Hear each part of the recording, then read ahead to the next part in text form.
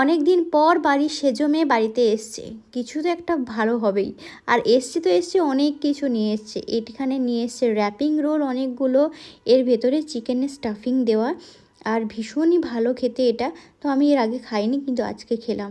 নিয়ে এসছে এতগুলো চিকেন পকোড়া, যেটা বেসন দিয়ে করা হয়, আর এগুলো খেতে খুব ভালো হয়। আর রোলটা দেখতে এরকম, ভেতরে স্টাফিংটা খুব সুন্দর। চলো একটু এখান থেকে আমি খাচ্ছি, যেটা একটু মানে অবস্থা খারাপ হয়ে গেছে, ওখান থেকেই আমি একটু নিয়ে খেলাম। আর বাইরে যে ময়দার কোটিংটা দেওয়া আছে, এটা ভীষণ ভালো, একদম নরম, মুখে দিলে পুরো গলে যাচ্ছে। আর ভেতরে স্টাফিংটাও খুব ভালো খেতে, একটু স্পাইসি, কিন্তু খেতে কিন্তু দুর্দান্ত। আমি প্রথমবার খেলাম আর খেয়ে বেশ ভালো লাগলো। আর শুধু এখানেই শেষ নয়, আরও এনেছে অনেক কিছু। নিয়ে এসছে একদম দোকান থেকে গরম গরম অরেঞ্জ রসগোল্লা বা কমলাভোগ যাকে বলে। আর এটা খেতে আমার ভীষণ ভালো লাগে, কিন্তু আমি খেতে পারি না ভয়ে, এত মিষ্টি তো তাই।